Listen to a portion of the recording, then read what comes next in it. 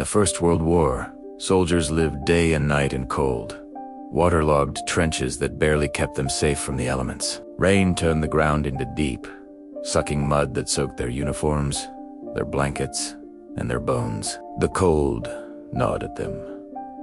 Sickness spread like wildfire, and every sunrise brought another battle not just against the enemy, but against nature itself.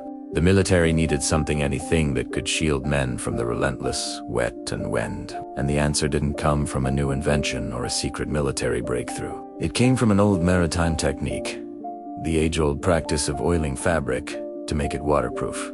From that knowledge came one of the most overlooked, yet essential pieces of equipment of the Great War: the oiled canvas shelter cloth, made from tightly woven flax fibers. This canvas was simple, ancient, and incredibly tough. Once saturated with linseed oil, the fabric transformed into a flexible, waterproof, barrier-proofed for battle, hardened for weather, and resilient enough to endure months in the trenches. It resisted tearing, it resisted rot, and it stood strong against mildew, an ever-present enemy in the damp earthworks of the Western Front. Its muted, earthy color blended perfectly with the muddy landscape, giving soldiers a kind of natural camouflage. Oiled flax canvas wasn't just a piece of kit, it was a triumph of natural engineering, simple, effective, and absolutely vital, and its design was every bit as ingenious as its material. Each soldier received a rectangular sheet fitted with metal eyelets and buttons.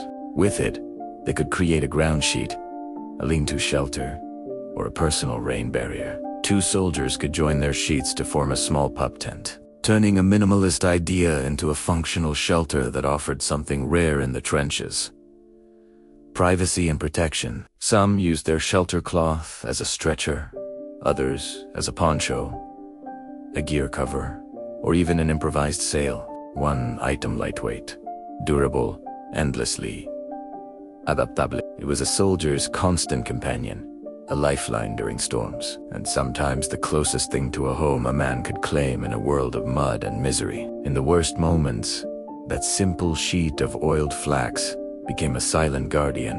Today, you can still make oiled flax canvas the traditional way: heavy, tightly woven flax, where linen is brushed on both sides with a mixture of boiled linseed oil, a little turpentine, and sometimes beeswax for extra water resistance. The fabric darkens as it drinks in the oil, becoming heavier, tougher, and more weatherproof.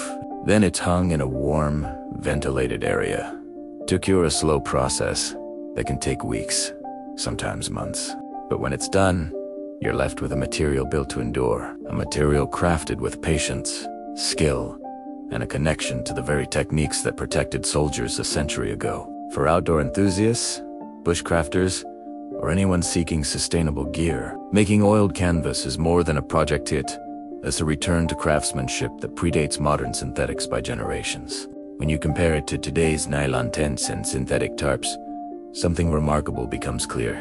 Modern materials may be lighter, but they degrade quickly, crack under UV exposure, and leave behind microplastics that pollute the environment. Oiled flax canvas, crafted from renewable plants and natural oils, lasts longer, withstands harsher wear, and eventually by its dense weave resists punctures and tears better than many synthetic fabrics. And small holes can often be repaired simply by redistributing the oil within the fibers. It's rugged, dependable, and built to face real weather, not the gentle conditions of a campground brochure, but the kind of unpredictable storms soldiers endured under shell fire. The shelter cloth's legacy is a reminder that older technologies aren't obsolete, we're often just forgotten. Nature provides solutions that are durable, repairable, and sustainable in ways modern materials struggle to match. For historians, the oiled canvas shelter cloth is a tangible connection to the men who survived the Great War. For survivalists and environmentalists, it's a blueprint for a greener, more resilient future. And for all of us, it's proof that true ingenuity doesn't always come from complex engineering. Sometimes, it rises from simple materials, simpler techniques, and the timeless understanding of how to work with nature instead of against it. In the end, the shelter cloth stands as a testament to resilience of soldiers, of craftsmanship, and of the enduring value of practical, natural design. A reminder that sometimes the simplest materials outperform the most advanced, and that the lessons of the past can guide us toward a stronger, more sustainable tomorrow.